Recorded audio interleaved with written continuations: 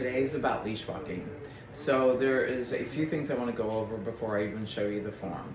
You want to make sure that you actually plan your training sessions. You want to practice them inside, not outside, because there's too much distraction outside. You want to decide which side you're going to walk the dog on. Is it going to be your left? Is it going to be your right?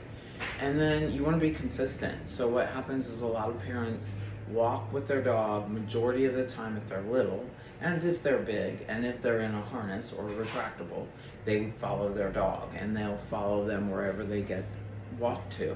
But then when there's distractions or they need the dog to pay attention, they've actually counter-conditioned their ultimate goal, which is to have the dog walk with you, not pull on you, and pay attention. So the first thing you need is attention, not just leash walking.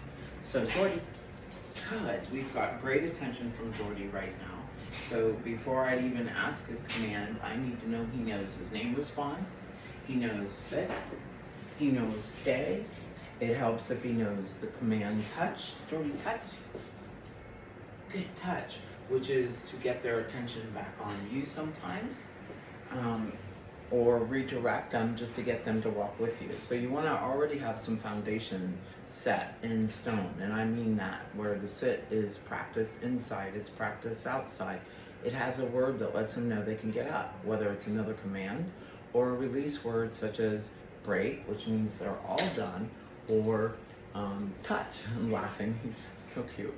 So we really want to practice that, and you want to do it just like you did when you learned to drive a vehicle or a bicycle or roller skates. You did it in an environment, not much distraction, positive success, and then distraction began, and you practice what you learned in a lower distraction and then in different environments for you to really succeed. So just like the back parking lot is where they practice to train for a car, it's the same with side streets. They don't take you to the highway, they take you to side streets. If you fail there, they take you back to the parking lot.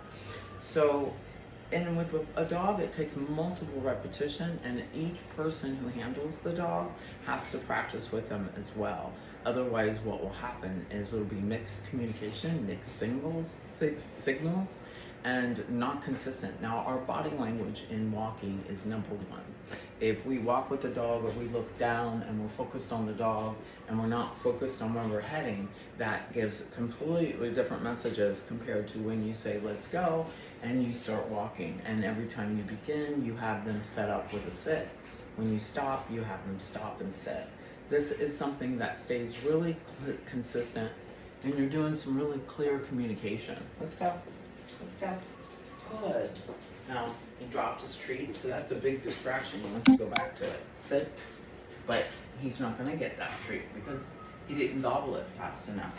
So that's going to go right back into the treat pouch. Sit. So again, when I'm talking about let's go, remember, it's a imaginary box. This is where you're going to tell them, good, let's go. So when they're in the right spot and the right side, you're going to mark that behavior with a good, let's go. Then from there, you take a few steps forward, good, let's go, come to a stop, ask for a sit. Sit. That way you're being consistent with follow the leader. Let's go. So follow the leader is your first exercise, and that's why it's done inside. Come to a stop, ask for the sit is the second thing you're putting into the leash walking. The third is your turns, and it's probably the hardest. You'll read many different things about stop, put them in a sit. If you have distractions, that only works for a certain amount of dogs.